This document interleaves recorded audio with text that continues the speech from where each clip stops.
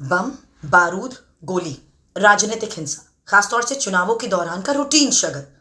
पंचायत से लेकर लोकसभा चुनाव तक समझ गए होंगे देश के किस प्रदेश की बात हो रही है। बात पश्चिम बंगाल की। बंगाल फिर से राजनीतिक हिंसा के तवे पर झुलस रहा है और इस बार वजह है पंचायत चुनाव। बीजेपी ने ममता से कई सवाल पूछे, विपक्ष से भी सवाल पूछे गए हैं क्योंकि इन दिनों विपक्षी जुगलबंदी में टीएमसी सुप्रीमो भी बड़ी किरदार है। लेकिन बंगाल की राजनीति के रक्त चरित्र को समझने के लिए बीजेपी के आरोपों की एक खास पंक्ति पर जरा गौर करिए। बीजेपी ममता पर लेफ्ट की राह पर चलने के आरोप लगा रही। दरअसल आरोप लगाते ही खुद बीजेपी इस बात की तस्दीक कर रही है कि बंगाल तो दरअसल राजनीतिक हिंसा की पुरानी प्रयोगशाला है।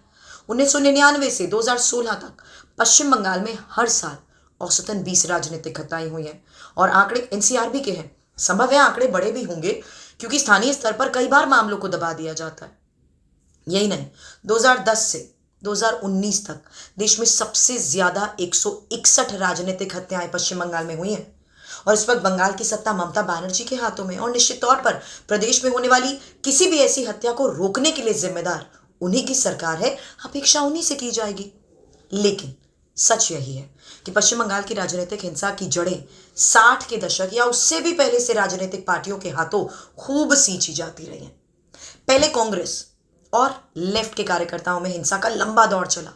फिर ममता बनर्जी की टीएमसी के उदय होने के बाद यही जंग लेफ्ट और टीएमसी के बीच चली और फिर लेफ्ट के हाशिए पर जाने बीजेपी की जड़ें मजबूत होते ही जंग टीएमसी बनाम बीजेपी हो गई है।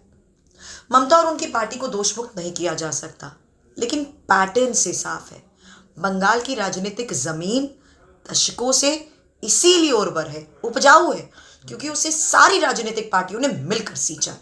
हाँ, रही बात पार्टी कार्यकर्ताओं की, तो हिंसा में आमतौर पर वही आरोपी होते हैं, दोषी वही ठहराए जाते हैं, अक्सर हिंसा के शिकार वही होते हैं। कुल मिलाकर उन्हीं का सबसे ज्यादा नुकसान होता है।